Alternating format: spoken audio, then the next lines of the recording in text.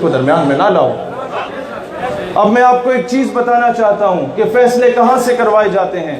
آج ثبوت لایا ہوں میں۔ پہلے تو لوگ کہتے تھے یہ جی فرضی باتیں کرتے ہیں، اب یہ بات ذرا جذبات سے ہٹ کے آپ لوگوں نے غور سے سننا ہے کہ یہ ربوہ ٹائمز جو کہ قادیانیوں کا آفیشیل پیج ہے اور ویریفائڈ پیج ہے، اس پہ یہ خبر لکھتی ہے کہ پریزیڈنٹ ٹرمپ نے ریلیجیس فریڈم کمشنر کو کال کی ہے اور پاکستان میں جو قادیانی بک سیلر ہے اس کی رہائی کا مطالبہ کیا۔ 4 مارچ 2019 کی بات ہے۔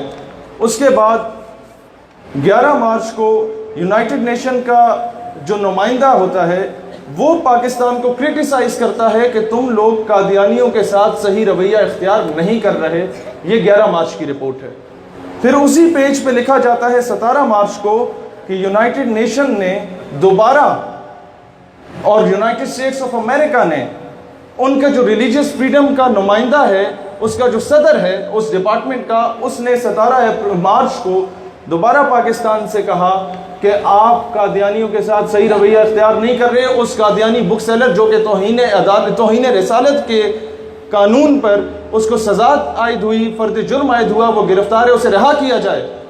18 تاریخ کو یہ 3rd کلاس آدمی ثاقب نثار $1,00,000 کا چیک وصول کرتا ہے جس پر لکھا ہوتا ہے کہ احمدیہ مسلم کمیونٹی، اس طرف بعد میں آؤں گا۔ 18 مارچ کو اس کے اگلے دن ہی یہ قادیانیوں سے وہ چیک وصول کرتا ہے ڈائم فنڈ کے نام پہ، اور پھر 20 مارچ کو آتا ہے کہ Pakistan on Monday released an Ahmadi book seller amid increasing pressure from American law makers and religious freedom advocates, کہ پاکستان نے 20 مارچ کو اس قادیانی بک سیلر کو رہا کر دیا امریکہ کے پریشر کے انڈر آ کے۔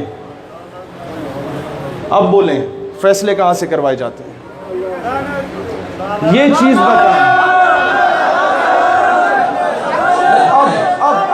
اب سنیں، مجھے بتائیں توہین عدالت کی دفعات لکھتی ہیں کیا پاکستان کے کانسٹیٹیوشن آرٹیکل نمبر، پاکستان کے کانسٹیٹیوشن 7 ستمبر 1974 کو کیا قادیانی ایک نان مسلم مائنورٹی ڈکلیئر نہیں ہوئے تھے؟ قانونی طور پہ ہوئے تھے۔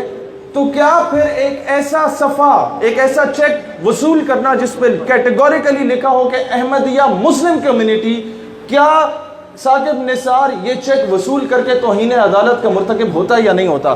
میں 295C کا ذکر ہی نہیں کرتا، میں توہین رسالت کا ذکر ہی نہیں کرتا، میں قانونی سطح پہ آپ کے آگے بات رکھتا ہوں۔ کیا یہ 3rd کلاس آدمی جو کہ چیف جسٹس رہا ہے، وہ 3rd کلاس آدمی کیا قانون کی دھجیاں نہیں اڑاتا؟ کیا ہمارے دستور کی دھجیاں نہیں اڑا چکا؟ کون لے گا نوٹس اس کے خلاف؟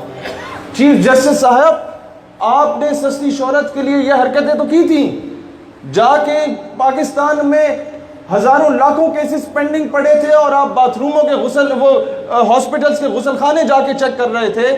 آپ ہمیں یہ بتائیں کہ آپ قانون کی بالادستی کے لیے کیا کر رہے تھے؟ آپ نے تو قانون کی دھجیاں خود اڑائی ہیں۔